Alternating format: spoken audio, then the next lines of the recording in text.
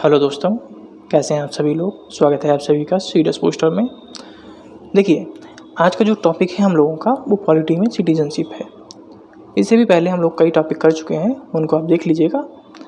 आज का जो टॉपिक है वो सिटीजनशिप है।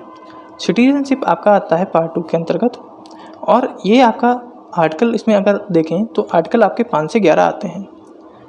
तो ये बहुत ही छोटा टॉपिक है, इससे क्वेश्चन भी बहुत कम पूछे जाते हैं, कभी कभार पूछे जाते हैं। जितने भी क्वेश्चन आपसे पूछे जा सकते हैं वो हम लोग सारे इसमें डिस्कस कर लेंगे। तो देखिए, सबसे पहले जो आपके पास पार्ट हो जाएंगे इसके पार्ट 2 के, और आर्टिकल 5 से 11 हो गया। अब आपका जो सिटीजनशिप है ना, भारत के पास वो सिंगल सिटीजनशिप है। सिंगल सिटीजनशिप होने का मतलब है कि आप जो सिटीजनशिप ले सकते हैं केवल और केवल भारत की ले सकते हैं। अगर आपने किसी दूसरे देश की सिटीजनशिप ले ली तो ऑटोमेटिकली जो आपकी भारत की सिटीजनशिप होगी वो कैंसिल आउट हो जाएगी। ठीक है, आपके पास सिंगल सिटीजनशिप है। अब इसके बाद आपको इसमें जो आर्टिकल याद करने हैं वो 5 से 11 याद करने हैं। 5 से 11 आर्टिकल याद करने की जो सबसे बढ़िया ट्रिक है हमारे पास, वो ट्रिक है काई, पाई एंड FRP। एंड यहाँ पे साइलेंट रहेगा। ये आपके पास 5 हो जाएगा, ये 6 हो जाएगा, ये 7 हो जाएगा, ये 8 हो जाएगा, ये 9 हो जाएगा, ये 10 हो जाएगा और ये 11 हो जाएगा। ठीक है, अब यहाँ पर सबसे पहले जो आर्टिकल 5 हो जाएगा, ये क्या कहता है आपका कि citizenship on commencement of the constitution, यानी कि जो सिटीजनशिप दी गई थी जब हमारा कॉन्स्टिट्यूशन बना था। तो आर्टिकल 5 के अंतर्गत बहुत सारी सिटीजनशिप्स आएंगी जिस समय हमारा कॉन्स्टिट्यूशन बना था और उस समय दी गई थी। इसके बाद आता है आपके पास आर्टिकल 6। आर्टिकल 6 आपसे कहता है इंडिया। ठीक है, सी से आप ध्यान रखिएगा, कॉन्स्टिट्यूशन जो आपके वर्ड्स हैं, चलिए वर्ड्स हम आपको पहले बता देते हैं। सी से आप ध्यान रखिएगा कॉन्स्टिट्यूशन, आई से याद रखिएगा इंडिया, पी से याद रखिएगा पाकिस्तान, और आप आई से याद रखिएगा पर्सन ऑफ इंडियन ओरिजिन। ठीक है, यहाँ पे आपका आई हो जाएगा इंडिया और यहाँ पे हो जाएगा इंडियन ओरिजिन। यहाँ पे जो एफ है आपके पास, ये याद रखिएगा फॉरेन। आर से याद रखिएगा राइट, और पी से याद रखिएगा पार्लियामेंट। तो आपके पास 6 में क्या होता है कि आपके पास इंडिया से रिलेटेड राइट है कि rights of citizenship who have migrated to India from Pakistan, यानी कि उन लोगों को नागरिकता जो दी गई थी जो इंडिया से, पाकिस्तान से इंडिया आए थे, उनको जो नागरिकता दी गई थी वो आर्टिकल 6 के अंतर्गत दी गई थी। अब आर्टिकल 7 के अंतर्गत ऐसे पर्सन्स जो पहले पाकिस्तान गए, ठीक है, लेकिन बाद में वापस आ गए, उनको जो नागरिकता दी गई थी वो आर्टिकल 7 के अंतर्गत दी गई थी, यानी कि right of citizenship of certain migrants to Pakistan and later return. फिर इसके बाद आ गया है आपके पास आई, ये आता है आर्टिकल नंबर 8 में, और आर्टिकल जो 8 है इसके अंतर्गत जो सिटीजनशिप है उन्हें दी जाती है जो आपके इंडियन ओरिजिन के थे, persons of Indian origin, rights of citizenship. इसके बाद आपके पास आएगा, ये आपके पास 7 हो गया, आपके पास 8 हो गया। अब आपके पास आएगा 9। 9 में आपका होता है फॉरेन पर्सन्स, यानी कि person voluntary acquiring citizenship of a foreign state not to be citizen of India, यानी कि हमने अभी आपको बताया था कि कोई भी पर्सन जो फॉरेन की नागरिकता अपना लेता है तो उसकी ऑटोमेटिकली अपने आप जो भारतीय नागरिकता होती है, इंडियन सिटीजनशिप होती है, वो कैंसिल आउट हो जाती है। तो वो आर्टिकल आपका 9 के अंतर्गत आता है। अब आपके पास आर्टिकल 10 देख लेते हैं। तो आर्टिकल 10 के अंतर्गत आता है कॉन्टिन्यूएंस ऑफ राइट ऑफ सिटीजनशिप, कि कब तक आपकी जो सिटीजनशिप है वो चलती रहेगी। जैसे कि जब तक इंडिया में अगर आप किसी भी प्रकार का कोई देशद्रोह का काम नहीं करते हैं या किसी इस ऐसे प्रकार की गतिविधि नहीं करते हैं जिससे देश को हार्म हो, तो आपकी जो सिटीजनशिप होती है वो नहीं जाती है। अगर आप किसी आतंकवादी गतिविधि में या किसी अन्य गतिविधियों में संलिप्त हैं जिससे हमारे देश को नुकसान हो रहा है, तो आपकी नागरिकता जा सकती है। और नागरिकता हटाएगा कौन? ये पार्लियामेंट हटाएगा। ये सारा का सारा जो रूल होता है वो सारा का सारा पार्लियामेंट का होता है। इसके बाद आपके पास आएगा 11 में आपको पीछे याद रखना है पार्लियामेंट। पार्लियामेंट के पास हमने बताया कि सारे के सारे राइट्स हैं सिटीजनशिप को रेगुलेट करने के लिए। जो सिटीजनशिप होती है इसको केवल और जो सारे के सारे राइट्स होते हैं, सारे के सारे जो राइट्स होते हैं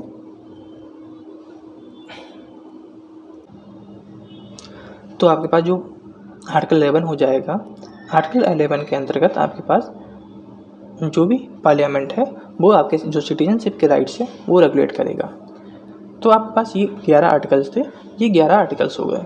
इसके अलावा आपके पास कुछ और भी जानकारी होनी चाहिए, उन जानकारी को देख लेते हैं, उसके बाद आपके पास ख़त्म हो जाएंगी यार जानकारी। जो आर्टिकल 5 से 8 थे वो टिल 1950 तक काम किए, उसके बाद इनको यूज नहीं किया गया क्योंकि इनकी आवश्यकता ही नहीं पड़ी। केवल ये उसी समय बनाए गए थे जब जो माइग्रेंट्स थे पाकिस्तान से भारत आ रहे थे या भारत से पाकिस्तान जा रहे थे। इसके बाद अब जो आर्टिकल 9 से 11 है वो वर्क करते हैं, अभी तक वो वर्क कर रहे हैं जब तक जो हमारी पार्लियामेंट है उनको किसी प्रकार का संशोधन नहीं करती है। हमारे पास जो सिटीजनशिप है वो सिटीजनशिप रेगुलेट की जाती है सिटीजनशिप एक्ट 1955 के द्वारा। जो आपके पास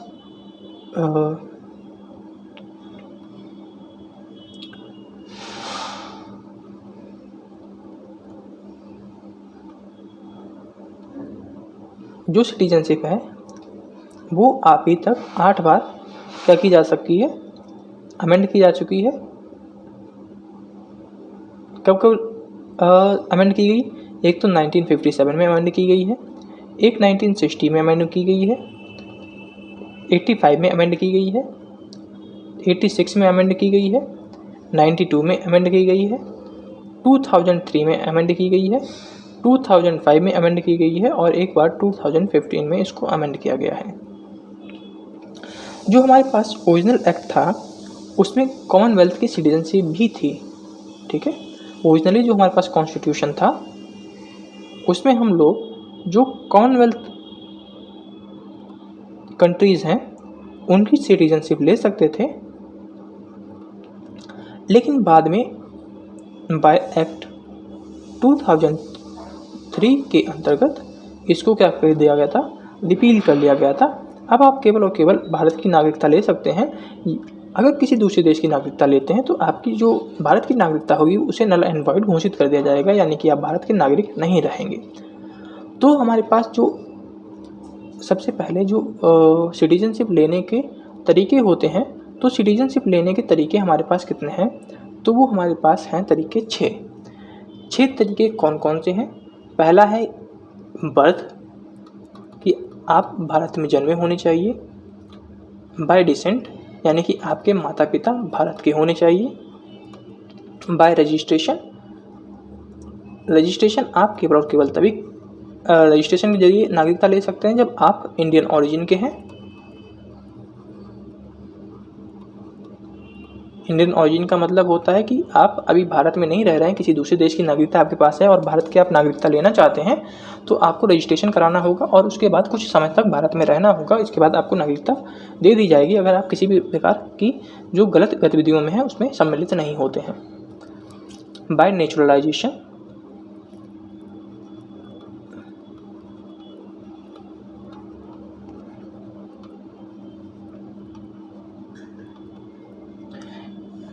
नेचुरलाइजेशन के अंतर्गत केवल और केवल उन्हीं फॉरेनर्स को, इसमें क्या होती है, फॉरेनर्स को नागरिकता दी जाती है और उन्हीं फॉरेनर्स को नागरिकता दी जा सकती है जिनमें भारतीयों को उनके देश में नागरिकता लेने का अधिकार हो, ठीक है। जैसे कि पाकिस्तान हो गया, पाकिस्तान की नागरिकता आप नहीं ले सकते हैं, चाइना की नहीं ले सकते हैं। ये हमारे पास क्या है, दुश्मन कंट्रीज़ हैं और इनके लोग भी हमारे यहाँ नागरिकता नहीं ले सकते हैं। पाँचवा आपका हो जाएगा बाय इनकॉर्पोरेशन ऑफ टेरिटरीज, कि बाई चांस अगर कल किसी कंट्री के साथ युद्ध हो जाए और उसकी टेरिटरी को हम लोग जीत लें और उसे अपने में मिला लें, तो वहाँ के जो भी नागरिक होंगे उनको भारतीय नागरिकता स्वतः मिल जाएगी।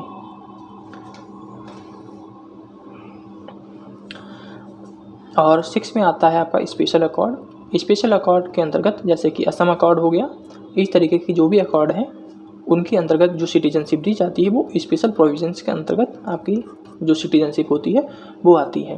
अब आपके पास जाने के 3 तरीके होते हैं, आने के 6 तरीके होते हैं। जाने के 3 तरीके होते हैं, कौन कौन से?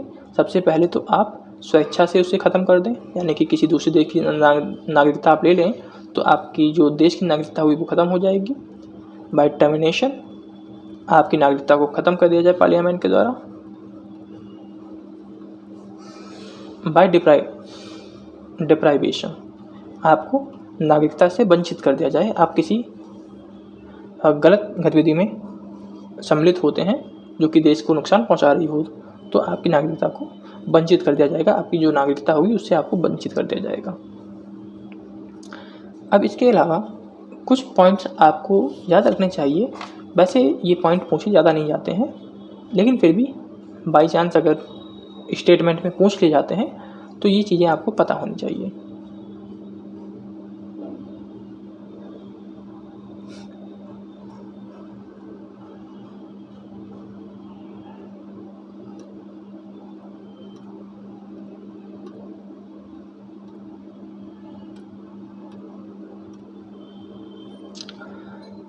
अब सिटीजनशिप एक्ट जो है वो हम लोगों ने एक्विजिशन के 5 तरीके पढ़े तो हम लोगों ने 6 तरीके हैं, जिसमें से मेन 5 तरीके थे और जो हमारी नागरिकता जा सकती है वो उसके 3 तरीके हो गए। तो अब हम लोग जो हमारे पास नागरिकता आ सकती है बाय बर्थ और बाय डिसेंट, उसको और पढ़ देते हैं कि बाय बर्थ और बाय डिसेंट ये 2 पॉइंट हैं जिन्हें हम थोड़ा डिटेल में पढ़ेंगे। हमारे पास जो नागरिकता आने के तरीके थे उनको और जितने भी तरीके थे उनको पढ़ने की डिटेल में कोई आवश्यकता नहीं है। तो बाय बर्थ हमारे पास सबसे पहले देख लेते हैं। बाय बर्थ में आपको 3 जो डेट्स हैं वो याद रखनी है, उनके बीच में क्या क्या हुआ था वो आप देख लेते हैं। 26 जनवरी से 1950 से लेकर 1 जुलाई 1982 तक, फिर 1 जुलाई 1987 से लेकर 3 दिसंबर 2004 तक, फिर 3 दिसंबर से 2004 से लेकर टिल नाउ यानी कि अब तक। ठीक है, तो पहला है कि 26 जनवरी 1950 से लेकर 1 जुलाई 1982 तक जो कानून था कि अगर किसी भी बच्चे ने देसी या विदेशी कोई भी हो ने इस बीच भारत में जन्म लिया है वह भारत का नागरिक माना जाएगा। ठीक है, माता पिता की नागरिकता का कोई फर्क नहीं पड़ेगा, चाहे वो विदेशी हो चाहे देसी हो। अगर भारत ने मतलब कि उस बच्चे ने भारत में जन्म लिया है तो उसको नागरिकता दे दी जाएगी। इसके बाद आता है 1 जुलाई 1987 से 3 दिसंबर 2004 के बीच में। तो इसके अंतर्गत आता है कि बच्चा जिसने जन्म लिया है तभी भारत का नागरिक माना जाएगा जब उसके माता या पिता में से कोई एक भारत का नागरिक हो। अगर उनमें से दोनों में से कोई एक भारत का नागरिक नहीं है तो उसे भारत का नागरिक नहीं माना जाएगा। तीसरा आपके पास आता है कि बच्चा तभी भारत का नागरिक होगा जब माता पिता में से कोई एक नागरिक हो, लेकिन दूसरा इलीगल माइग्रेंट नहीं होना चाहिए। आपने देखा होगा कि कई बार हम लोग न्यूज़ में पढ़ते हैं कि घुसपैठिए हमारी जो सरहद है उसको पार कर आए हैं, तो क्या करते हैं कि हमारे अंदर क्रॉस कराए और यहाँ की जो वुमेन्स हैं उनके साथ शादी कर सेटल हो जाते हैं और उनसे जो बच्चे का जन्म होता है उसे भारत का नागरिकता मिल जाती थी पहले, लेकिन अब ऐसा नहीं होगा। अब आपका जो माता पिता है उनमें से एक भारतीय तो होना चाहिए, दूसरा इलीगल माइग्रेंट नहीं होना चाहिए, यानी घुसपैठिया नहीं होना चाहिए। अब हम लोग देख लेते हैं बाय डिसेंट।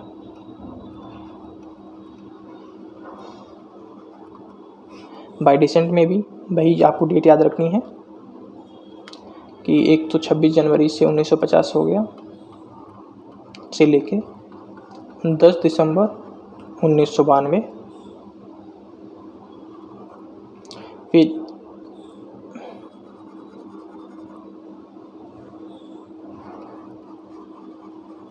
10 दिसंबर से 1992 से लेके 3 दिसंबर 2004 के बीच में, फिर 3 दिसंबर 2004 से लेके टिल नाउ तक, यानी कि अब तक। 26 जनवरी से लेके 10 दिसंबर 1992 तक बच्चा तभी भारत का नागरिक माना जाएगा जब उसके पिता भारत के नागरिक हों। ठीक है, बाय डिसेंट में क्या होना चाहिए, पिता को भारत का नागरिक होना चाहिए, तभी जो बच्चा होगा उसको भारत की नागरिकता दी जाएगी। लेकिन बाद में इसको चेंज किया गया। पहले क्या था कि माता की नागरिकता के फर्क नहीं पड़ता था, माता आपकी चाहे देसी हो चाहे विदेशी हो उससे फर्क नहीं पड़ता था। तो इसको फिर पार्लियामेंट ने क्या किया कि चेंज करना चाहा, क्योंकि क्या होता है कई बार जो मदर्स होती हैं वो सिंगल होती हैं। ठीक है, तो समय के अनुसार जो नागरिकता है हमारी चेंज होती रहती है। तो 10 दिसंबर 1992 से 3 दिसंबर 2004 के बीच में जो लागू हुआ वो हुआ कि बच्चा तभी भारत का नागरिक माना जाएगा जब माता या पिता में से कोई एक भारत का नागरिक हो। यहाँ पर केवल पिता थे, यहाँ पे दोनों हो गए, माता या पिता में से कोई नागरिक होना चाहिए। तीसरे में आपसे ये कहा गया कि माता या पिता में से एक नागरिक हो तथा 1 साल के अंदर इंडियन कॉन्सुलेट में रजिस्टर कराना होगा। इंडियन कॉन्सुलेट का मतलब है कि आपके पास जो विदेशों में हमारी जो क्या होती हैं उनको क्या कहते हैं, इंडियन कॉन्सुलेट का मतलब है कि हमारी जो एम्बेसडर्स जहाँ पे रहते हैं वहाँ पर आपको जाकर रजिस्ट्रेशन कराना होगा 1 साल के अंदर, अगर आपका बच्चा जन्म लेता है, अगर उसको आपको भारत की नागरिकता दिलानी है। यानी कि अगर आप विदेश में रह रहे हैं और बच्चे को भारत की नागरिकता दिलानी है तो आपको 1 साल के अंदर जाकर वहाँ पर रजिस्ट्रेशन उस बच्चे का कराना होगा। तो ये थे पॉइंट्स, और आपकी जो नागरिकता है वो पूरी की पूरी कंप्लीट हो गई। तो मुझे आशा है कि आपको ये वीडियो पसंद आया होगा। वीडियो पसंद आया तो लाइक करते रहिए इसी तरीके से वीडियो, ताकि हम लोग अपलोड करते रहें। चलिए फिर मिलेंगे, तब तक के लिए जय हिंद जय भारत।